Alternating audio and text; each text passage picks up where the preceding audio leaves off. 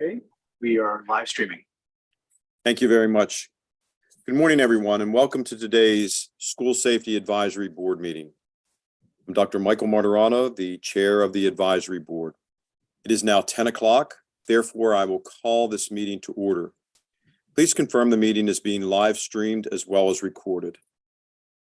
The meeting is being live streamed and is recorded. Thank you very much.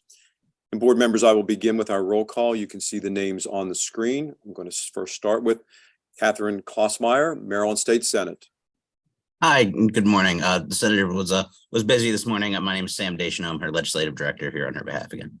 Thank you for representing. Eric Ebersol, Maryland House of Delegates. Present. Good morning, sir.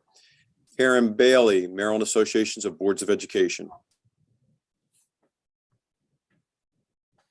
Dr. Kelly Anderson, school psychologist. Here.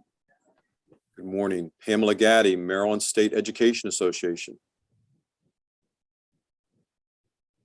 James T. Bell, parent of a public school student. Good morning, here. Good morning, sir. Rafael Lopez, Secretary, Department of Human Services. Vincent Schiraldi, Secretary, Department of Juvenile Services. Sheriff Matthew Crisafulli, Maryland Sheriff's Association. Chief Paul Kiefer, Maryland Chief of Police Association. Laurel Moody, Maryland Institute for Emergency Medical Systems. Good morning, here. Good morning.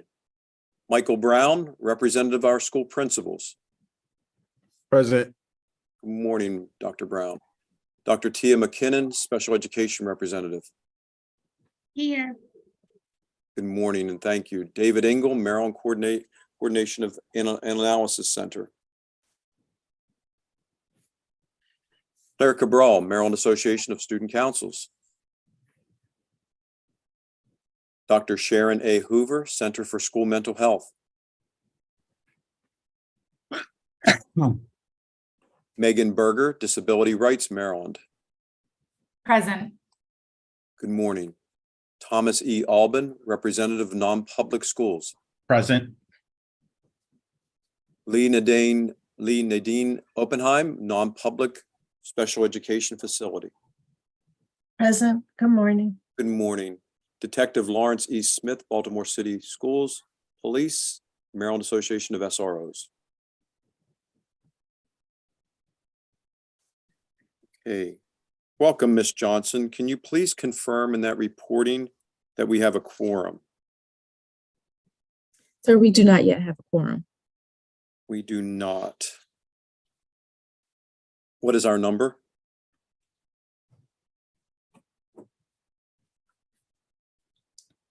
We have 11. And I believe that Dr. Hoover, are you now with us? I am. Sorry, I missed my introduction. Good morning, everyone. Dr. Hoover, thank you. And we now have a quorum, sir. Thank you very much. We now have a quorum, as just stated, by Ms. Janine Johnson, who is serving as our counsel for this meeting, and welcome. The last meeting, board members, the last meeting of our advisory board was in May.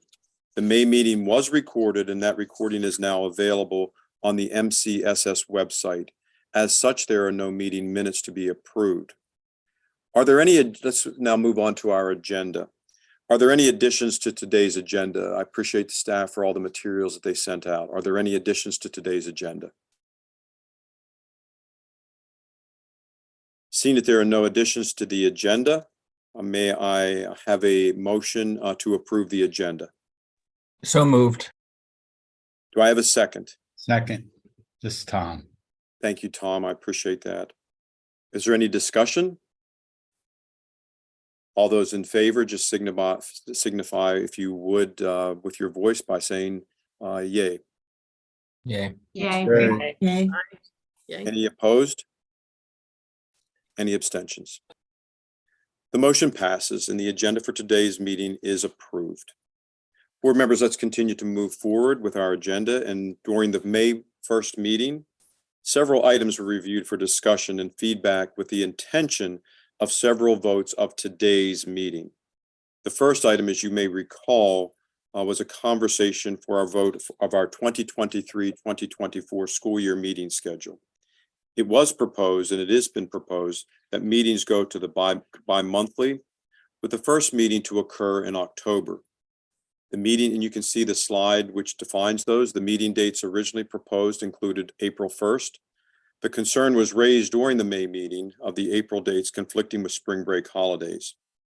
Therefore, after discussion, the following amended dates are being proposed for your consideration: October 2nd, December 4th, February 5th, March 4th, and June 3rd. Board members, is also being proposed that the board meet in person twice during the year, and those have been designated on the slide that you see in front of you as October 2nd and March 4th. The other 3 meetings would be virtual. The meeting times would remain the same, and that would be 10 a.m. to noon. Are there any discussions about this proposed schedule, which we did discuss at our last meeting? The floor is now open for any discussion or feedback about our schedule. If you do, please chime in. It's Laurel Moody. Do we have a location for the in-person meetings yet?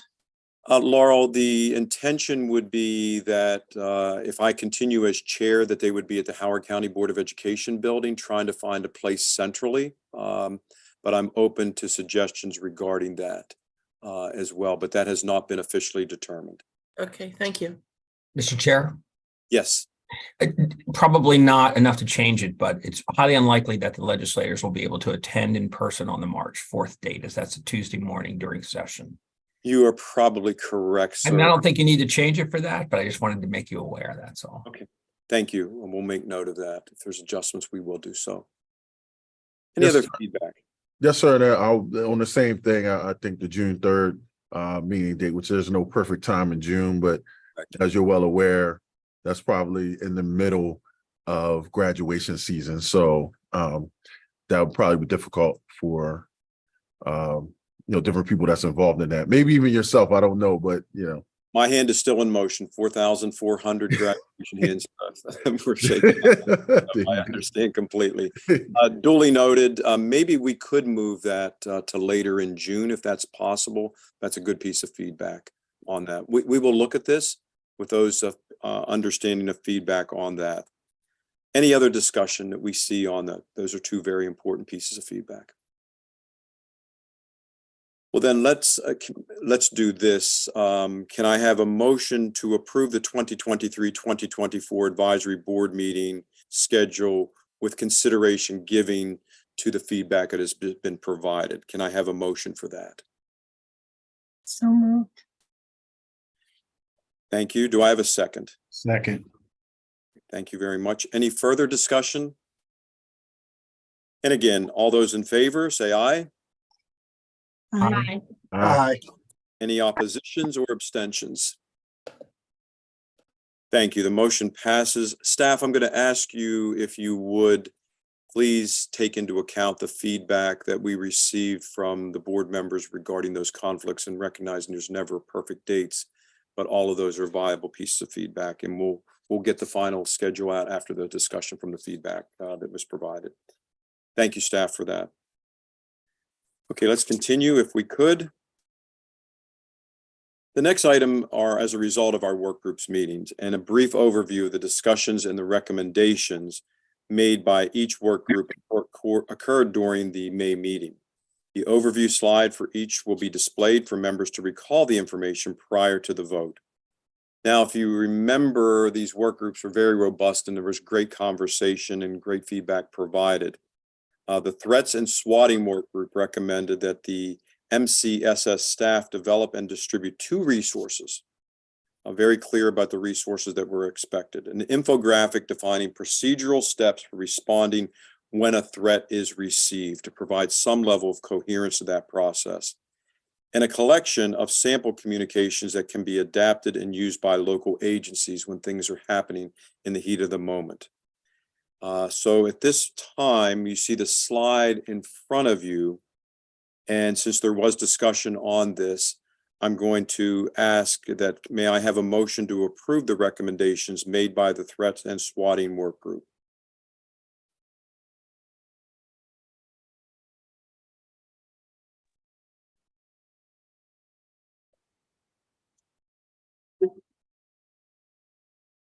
All right. Is there a request for, I have a request for a motion to approve the recommendation made by the Threat and Swatting Work Group. To approve with, as stated. Thank you. Do I have a second? A second. And who made that second? I'm sorry, was that Michael? Yes. Thank you, Michael. And at this moment, are there any discussions? I know we've had the discussion ongoing. Is there any discussion about this? Okay, thank you. At this moment, I would like to obviously follow through with the vote. All those in favor of the motion, say aye.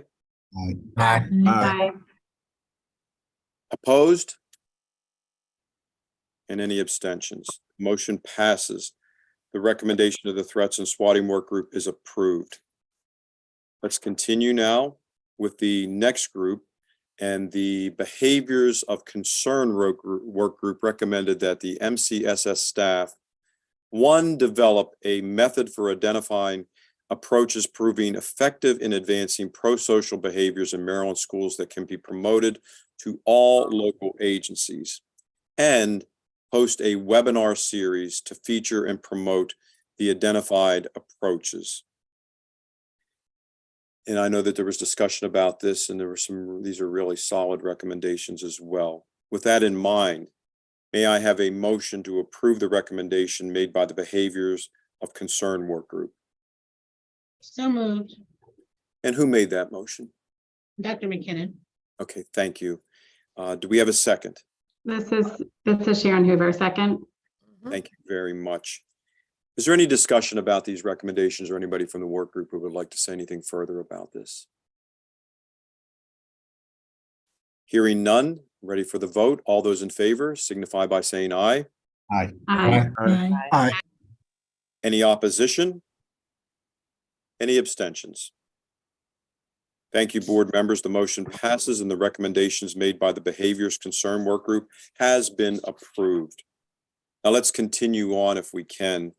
I want to thank you for your approval, and we look forward from the staff on the completion of these items, particularly interested in all of those recommendations. And I guess a question for staff, because everything is very cyclic with us and we're ending the school year, would some of those items be ready for us at the local level to share at the beginning of the school year? Staff, what is your thought on that?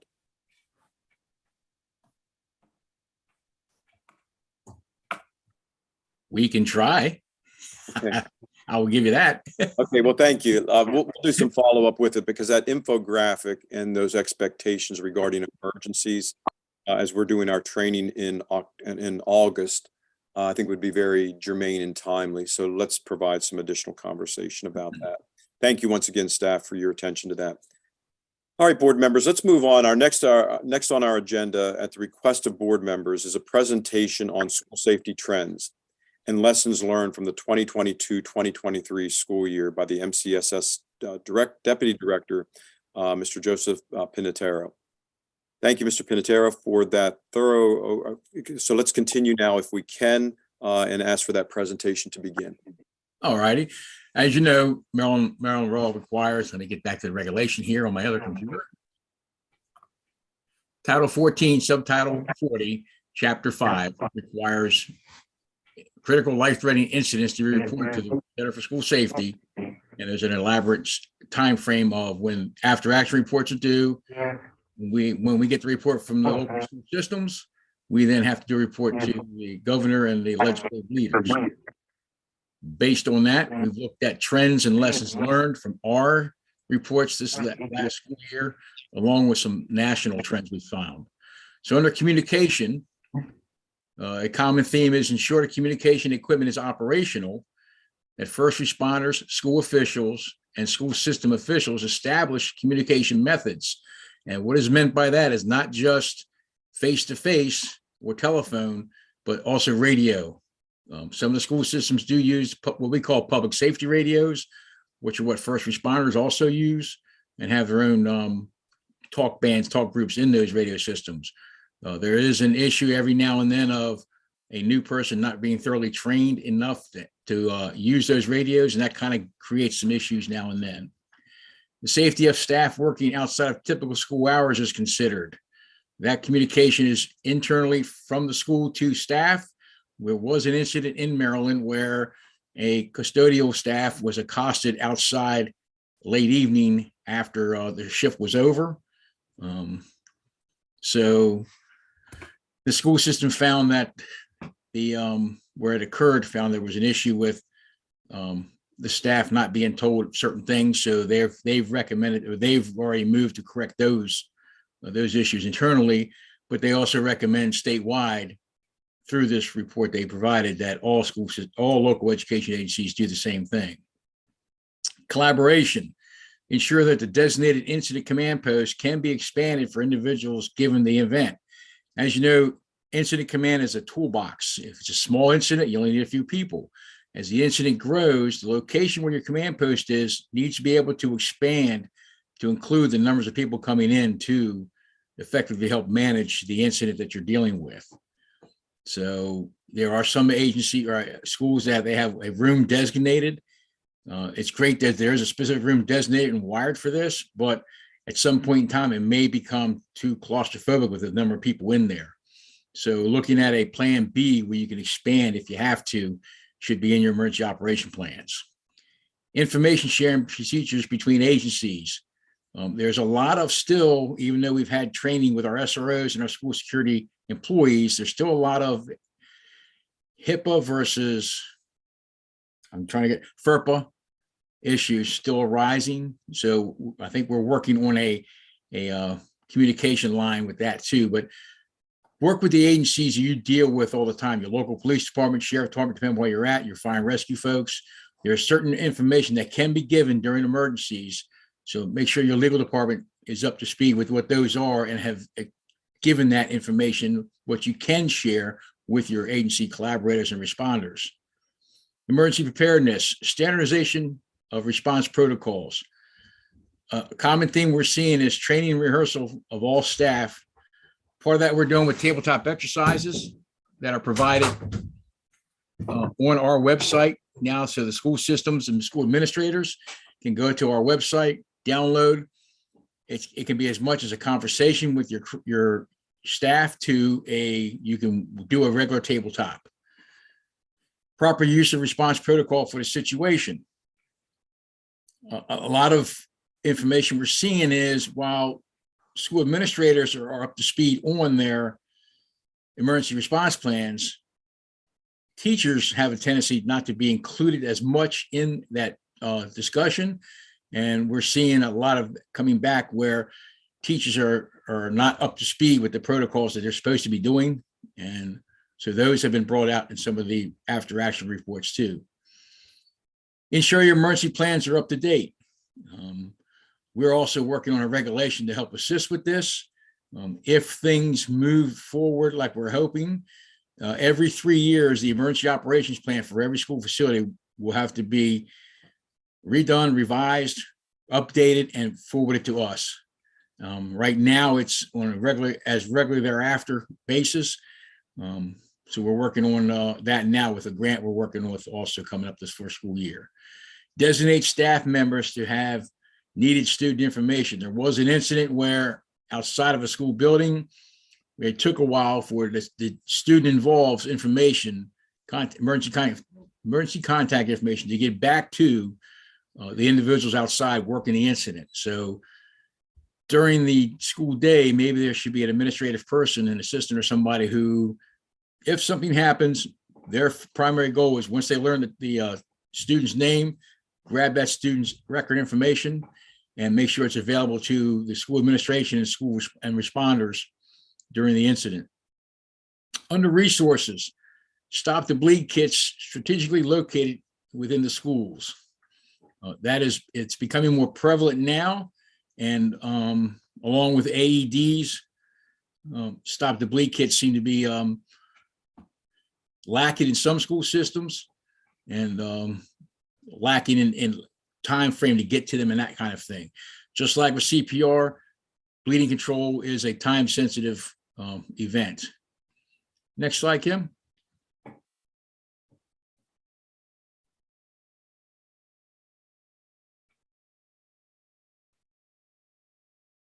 All right, under communication, anonymous reporting system to avert harmful events. Safe Schools Maryland is very active. I can tell you that because we receive all of them all across the state. So again, with your students and your staff and administrators, remind everybody, and we have downloads for you to use. It's all free. All you have to do is print them out on Safe Schools Maryland and how to contact the anonymous reporting system. Students should have a trusted adult and a means to report concerns. Even if it's not SSMD, most students have somebody that they should be able to go to and report confidentiality, at least what's going on in their lives. And that adult then knows the steps in their school system to take to help provide whatever relief is needed for this individual. Protocols for responding to reports of a threat are tested. Protocols are changed as needs dictate. We're finding, though, that once these changes take place, again, it's tabletopping and training play a role in making sure everybody from the school administrator down to the classroom teacher and the custodial staff and the support staff all know how to proceed during a reported threat.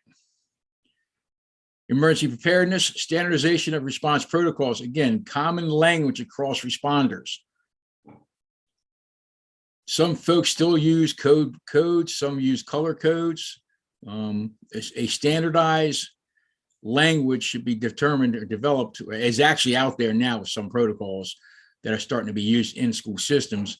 We're showing that now to the SROs and the SSEs under their standard response protocol from the I Love You Guys Foundation, which does free training. Training and rehearsal of all staff. Again, the tabletop exercises. Our staff, i.e. Brittany Ayers from our North Central area, she has done a tremendous job. I believe there's 44, Kim, tabletops there now? Yep, there are, yes. She's downloaded Roughly. the last group of 5 the other day. So you want to know about it and want to practice it, it's probably on there. Proper use of response protocol for the situation. We're finding some law enforcement agencies will call your school and tell you to keep everybody out or lock down. And when it actually mean just lock out, which is school continues, but people from the outside cannot get into the building no matter what. You all have those protocols already. So we have to also work with our law enforcement partners and you have those lines of communications too. So if we hit them at both sides, we should be able to get that protocol or those language twerks done. And Emergency Dino, can I just jump in on the response protocol piece? It's also been, so what we've seen this year and kind of been talking to folks about is being able to transition within different protocols given an event, right? So at the beginning, we're not really sure. What we're seeing is that schools are overusing lockdown.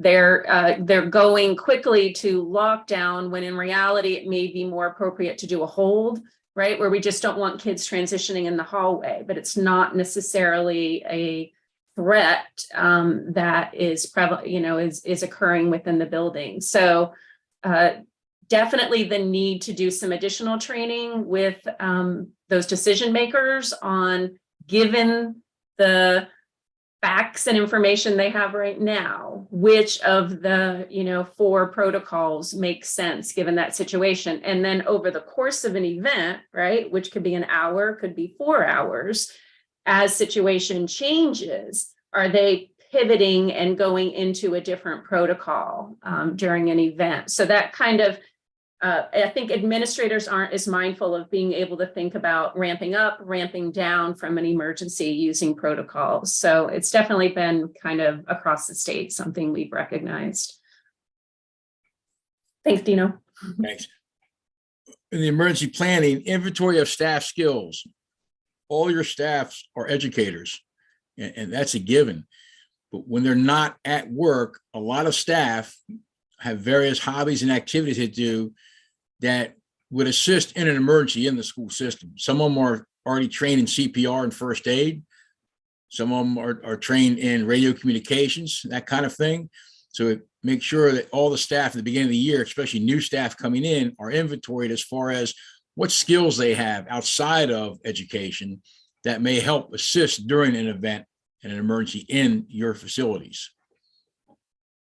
Search and recovery, unification protocol and training.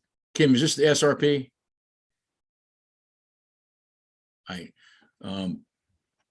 a lot Yes, of, and yeah, so conceptually, the word reunification, folks are, trying to really pivot to some other terms because reunification does not happen for every family sometimes. So this search and recovery is one of kind of the new phrases that was used by the active assailant group also. But we're seeing that a lot of systems are needing some additional support in providing that in learning how to do really well done search and recovery protocol. Yeah.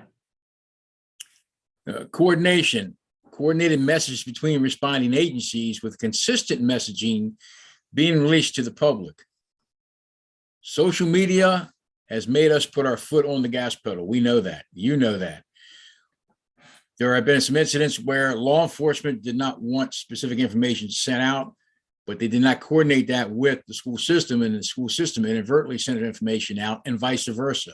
So it might be not a bad idea for local education agencies to meet with their local emergency responders and have the public information folks have coffee and talk about what needs to go out consistently and timeliness that doesn't hurt either's goals and meets the objectives you all want to meet. Behavioral threat assessment information sharing procedures. By law, by the Safe to Learn Act, behavioral threat assessments have to take place. There's a list of individuals within this program, within this law, that have to be part of this group. You can start your assessments early on. You don't have to have everybody there, but make sure those who would be there are kept abreast of what's going on, because at points you may need to bring them in. School systems have access to databases that law enforcement doesn't. Law enforcement has access to databases that school systems don't. So you see where we're going. You have to make sure you cover all the bases to make sure you can make informed decisions when you're doing your behavioral threat assessment. Did I miss anything on that one, Kim? Okay. And train and rehearse coordinated emergency response. It's as simple as maybe if you're going to hold a fire drill, you have your local fire and rescue folks there to oversee it and watch it and evaluate for you. And a fresh set of eyes never hurts. When you're doing a larger scale tabletop, bring in your local responders. It could be as little as the SRO and the local fire chief to whoever from the local police department, health department, everybody else involved, if you were going to have a large scale incident, to coordinate and rehearse who's going to do what when. Resources, employee assistance programs are accessible. There have been a few incidents across the state where the incident itself means employee assistance program is going to be needed, that we've read. Couple of the key points some of the school systems brought out were some of their staff weren't versed in how to activate those employee assistance programs. So maybe a quick one page on for staff and administrators on, if you have an incident and you feel this, maybe you need to call these folks from our health department, whatever you all use for that. Mental health support service resources available to students and staff. Reaching out to these folks and letting the staff and students know who to call when and how to call, and providing numbers and email addresses for these folks is a must. Access to training exercises. Again, just like with the emergency preparedness, we have the tabletops, and it can be as easy as an administrator meeting, 15, 20 minutes going over what you would do in your emergency plan on this endeavor. So you have a missing child, a walk away is what they're referred to. How is our plan activated, once activated, cover this. What do we do? The steps we take. You do this, you do that. Who's doing this? That kind of thing. 2, at full scale. Okay, we have a walkway. So now who's going to do searching and everything else, and actually have role players doing that. But access to training exercises, you all know in education, repetition keeps it going in somebody's mind, keeps the wheels greased. Knowledge of emergency planning guidelines and requirements. MSDE has a 2019 emergency planning guideline that everybody has to meet. When we look at your emergency operations plans from the school systems, we use that and a few other checklist items we have to make sure everybody has what's required between the Safe to Learn Act and the MSDE guidelines. And Ron Pierce from our office, and he'll be assisted by myself as available basis, and as he needs it, help if he asks. We're creating a checklist to make it easier for your SSCs and your administrators to make sure they have the things they need in their emergency operations plans when they do them. Nationally, we're seeing similar items, believe it or not, across incidents that have happened. Confidential tip line should be made available. Maryland's ahead of the step. We already have one.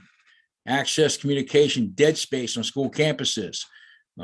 We learned this early a few years ago with some of our grants, and your SSCs and facilities folks have been doing a phenomenal job of finding dead space where there's no radio communication back and forth. There's no cell phone signal, that kind of thing. And they're working hard.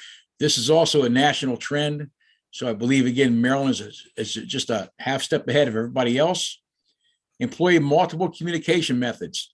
This goes back to the old adage of, if you have plan A, make sure you have plan B. Make sure you have plan B, make sure plan C. So you can go from losing all your phones, losing cell site service, to having to do runners, radios, that kind of thing.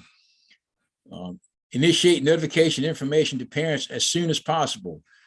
This is also, we've seen this in Maryland, but across the nation, school systems and emergency personnel are so wrapped up in the actual incident that they don't take the second to notify parents. And that creates an issue on site. And what I mean by that is, any parent, when they know there's an emergency at their child's school, what's the first thing that's going to happen? In the car, going there. If the school systems and emergency responders can get together real quick, and this goes back to that communication again of same consistent messaging, we have an incident at this school. Do not respond here, go to this location. We will start with moving children to that location as soon as we can for you to be reconciled with your child, that kind of thing. It reduces the onslaught of parents coming to and family members coming to the emergency site. Emergency preparedness, again, response protocols and standardization in plain language is an issue across the country. Developmentally appropriate drills and exercises. We have a subject matter expert on this advisory board.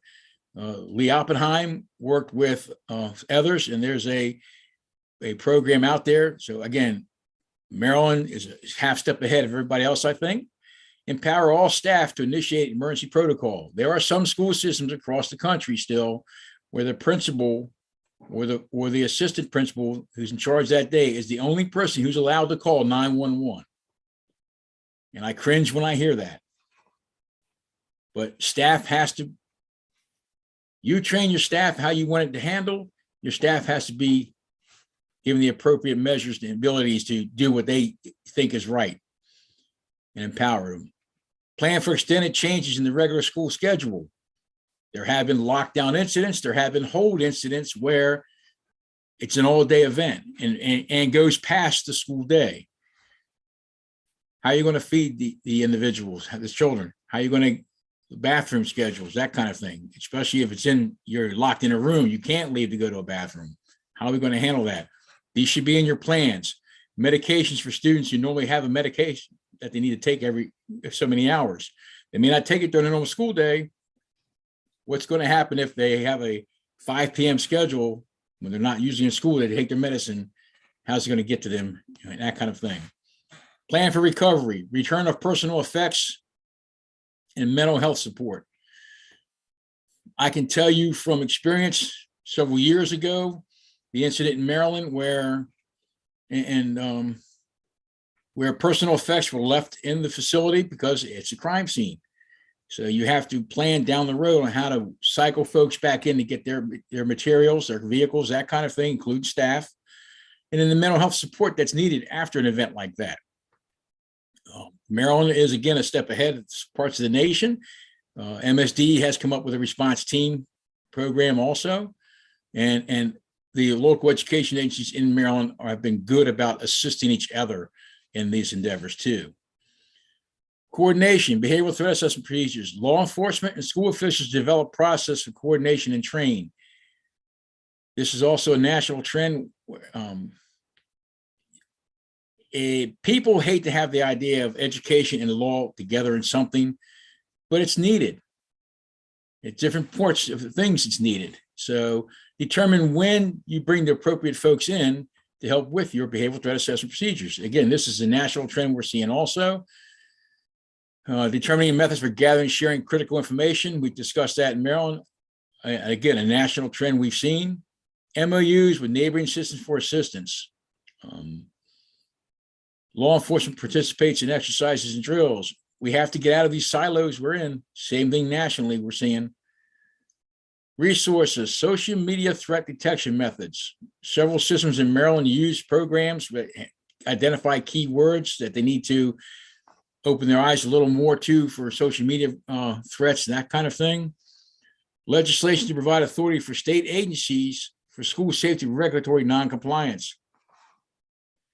Again, across the nation, a lot of things are put into regulation, but there is not a bite to the bark, I say.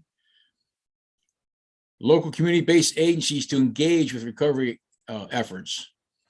There are a lot of local community agencies out there, private and non-governmental, that can provide assistance. Physical facility repairs and renovation following a mass casualty event. This one, you have an event take place in the school. I'll use Columbine as a prime example. They gutted the library there, according to Frank DeAngelis, and they rebuilt the library in a different configuration, different materials. It did not look the same. And that was a breath of fresh air, not only for himself as the principal at the time, but also as the staff and students when they came back to that facility. So that's another thing that needs to be looked at. But we're seeing that nationally also. Any more slides, Kim? And that's it, Dr. Martirano. All right, thank you, Mr. Pinatero, for that wonderful and thorough review of the past year. It has certainly been a busy one, full of lessons that will allow us to advance school safety. Would like to open this up right now to board members. If you have any questions for Mr. Pinatero regarding his presentation. Go ahead. Karen, I see your hand, Karen Barely. I just have one quick question. On the reunification pieces, we've had several bus accidents unfortunately, over the past several weeks. Is there any rollout or best practices for reunification at an outside site?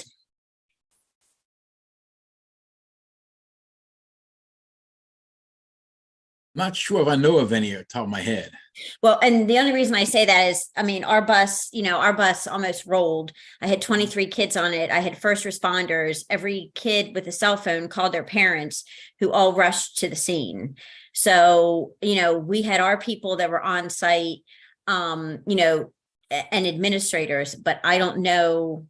I know we have a protocol, but I didn't know if there was a best practices protocol on how to handle that when you have multiple parents showing up in, that are not at a school facility where, you have all of your resources available to you. Yes, unfortunately, that is a incident specific driven piece because, your accident happened at a certain location. If it happened at a different location 5 miles away, right. So what we have to start, I guess, opening the minds to is the transportation directors also need to understand that if they have an incident, look at a map and see what's the closest place where the kids can be safely taken to. Right. And reunify with their families. Right. or just what the procedures are, to make sure that every student that leaves does check in or out, that checks out with someone from the school system, that every student is accounted for. Yes. So I'm just, it just came across when you were making the presentation about reunification. So I thought I'd bring it up. Yeah, and that's like I said, that's not only is it incident specific, it's LEA specific also. Right. Thank you, Ms. Bailey. Mr. Albin, I see your hand up.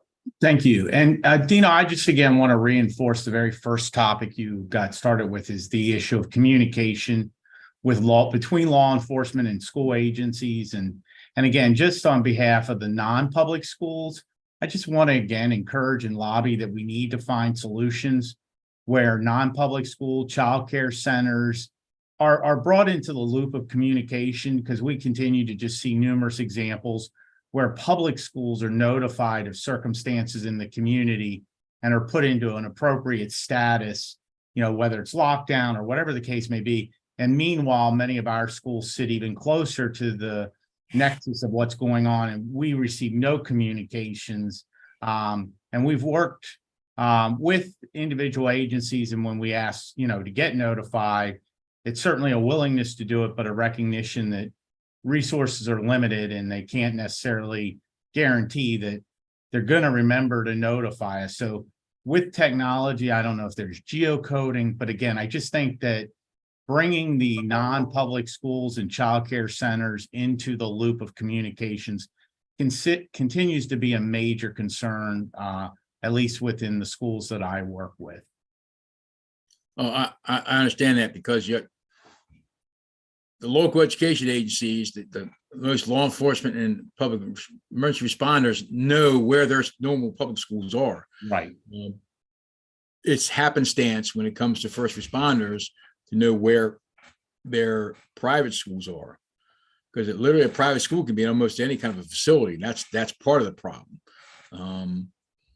We'll see what we can work with MSDE, and it might take a pilot project somewhere between a local 911 center and a local community, and just maybe one precinct or one district in a law enforcement agency to try something to see if it works.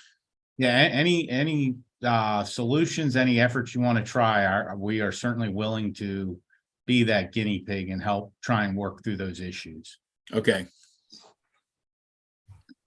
Any other comments or questions from board members? Seeing none, I have a few comments that I would like to make. Kim, I'm going to lift up what you had talked about regarding the lockdown codes, modified lockdown, and the need to be flexible and interchange between those. I'm going to encourage all board members who represent various groups to ensure communication on this topic is critical.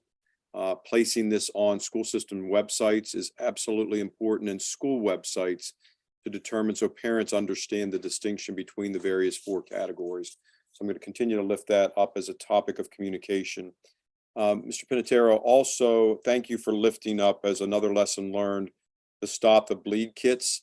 Again, the various groups that board members represent, I would ask that you, again, remind your groups the significance of the Stop the Bleed kit. I had to use this in one of my schools this year, and it was a matter of made the difference in terms of life and death, literally, and our training that goes along with our health nurses and health assistants, and making certain that they're always up to speed. I want to continue to lift that up. And the other piece that I would encourage us to put on as another lesson learned, I'm going to show you what I have in my possession right here, which is the Howard County's opioid overdose response kit. I have 2 doses of Narcan in my possession. I've been trained on this year, and more school systems are having to utilize this. That I would also encourage us to push that out to all our administrators at the local level through assistance with their health departments to understand the need for this. In Howard County, we've had to utilize this a few times this year, and the training is absolutely essential for that as well. And the other piece I'm going to ask is these slides that you provided, Mr. Pinatero, are excellent as far as the trends statewide, national, and local. I intend to then share this with the public school superintendent group of the state of Maryland as a reminder as we think about the training efforts that will quickly be in place for the beginning of the school year. So what do we do with these lessons learned and translate those into actionable steps for next year will only make us even better in our response. So again, I want to provide some conversation about that. Appreciate the feedback from board members.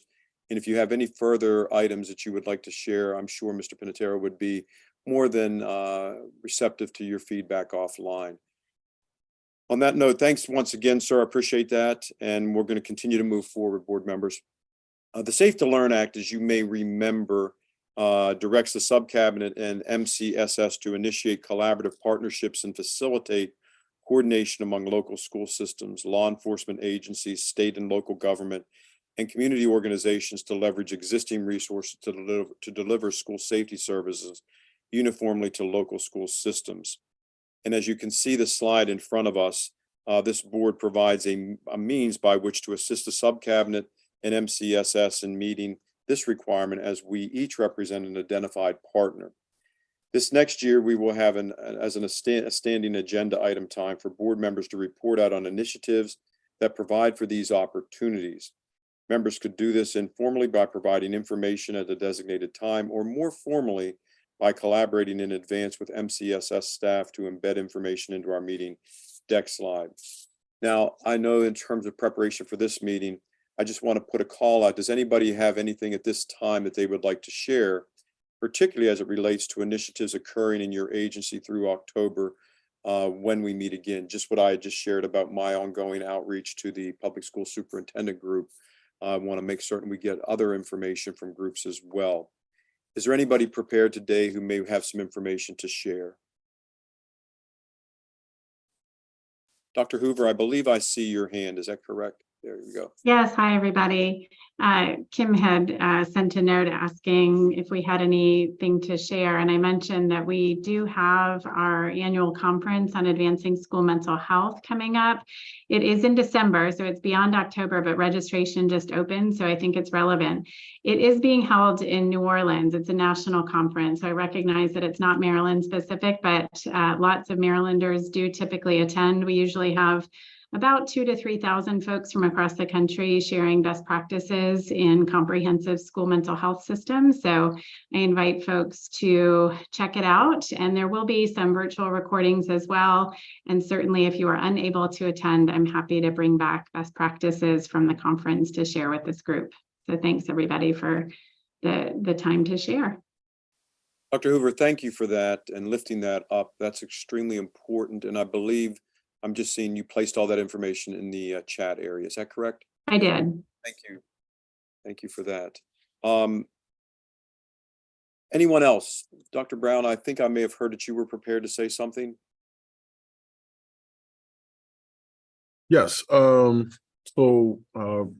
Recently was named the president of the Maryland Association for Secondary School Principals. So along with that, we have a joint annual conference that we do with the Maryland Association for Elementary School Principals that we do every year. And this will take place tentatively November 2nd through the 4th of this year. And that will be in Ocean City, Maryland.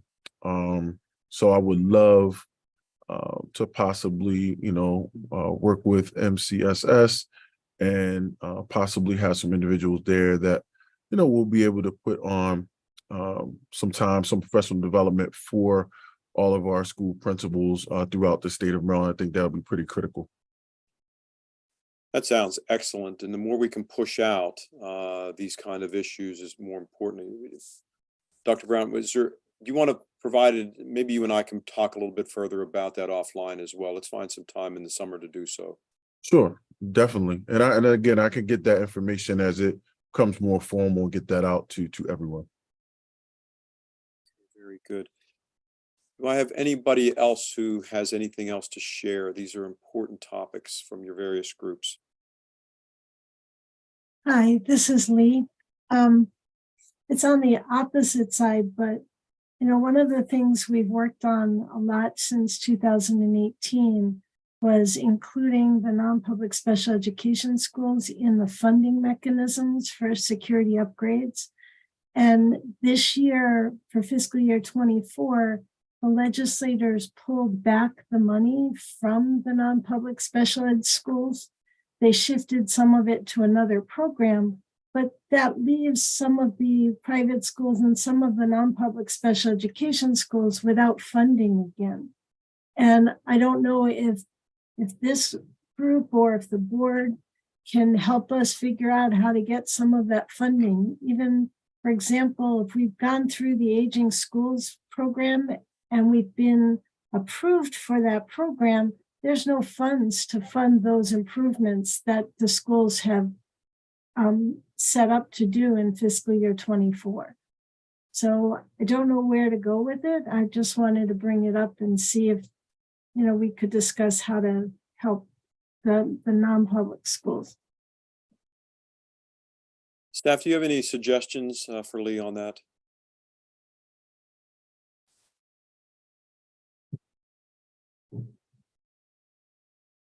Am you there?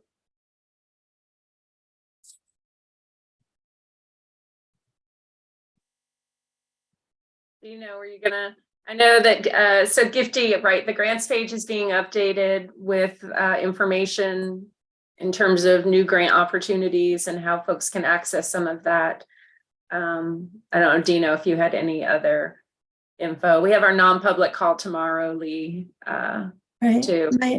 My understanding is that for fiscal year 24, the only funds available to the private schools and the non-public special education schools are under the hate crimes. And there was a shift in the money from the Aging Schools Act that went into the Boost program that allowed Boost schools only to have funds for security upgrades.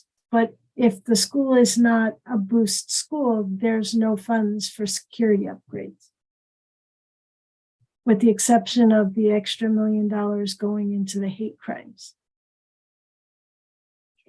The center's aware of it. We've been talking about it. I know from the legislative side, we're going to try to get some meetings in place for 25, but it's those projects that were geared up for 24 that now have no funding. Okay, are you going to follow up with some conversation tomorrow? Is that what I'm hearing? Yeah, we have a non-public call, but it is definitely a recognized concern that we're aware of and have been talking about. Not sure that we have any solutions other than what Lee has already kind of spoken to for this moment in time. Yeah. Thank you. Are there other comments from other board members regarding your input from your various agencies that you represent? Okay. Hearing none, let's now prepare to adjourn our meeting. And I'm going to be a plug here for a commercial, which is don't forget about our MCSS summer conference taking place July 19th through 20th at Turf Valley. It's exciting that I've just been briefed that we're nearing 500 registrants, which is capacity, nearly double the attendance in the past years. All board members are encouraged to attend and can register directly through your MCSS staff contact. As I stated, it's in Turf Valley, Ellicott City, Howard County. I will be there on the kickoff morning, and if you can show up, that'd be outstanding. I commend the staff for your outreach and the need to have these conversations taking place. 500 participants in the summer is a large number. The next advisory board meeting will be our first of the new school year in person on October 2nd, 2023. And the location, as I stated earlier in the meeting, continues to remain determined, but I'm looking to have it hosted here in the Howard County Board of Education. The next subcabinet meeting will be in person on August 14th, 2023. And I'm hoping that all of you end this school year on a wonderful note. We are at various places with our calendars and our school years and our agencies, but hopefully we will all be ending on a wonderful note. It's graduation season, all these wonderful graduates, and keeping them safe is our primary motivation as they enter onto the next phase of their life. It's a very celebratory time throughout our state. So at this moment, I would like to, may I have a motion for adjournment? I'll make a motion. This is Sharon. And I'll second Mrs. Laurel. A motion by Sharon and a second by Laurel. All those in favor signify by saying aye. Aye. Aye. Hearing no, is there any opposition to adjourning the? Hearing none. Next meeting, as I said, October 2nd, in person and location to be determined. Have a wonderful summer, everybody, and thank you for your leadership. Have a wonderful day. Bye-bye. Thank you. Take care all. All right. Bye.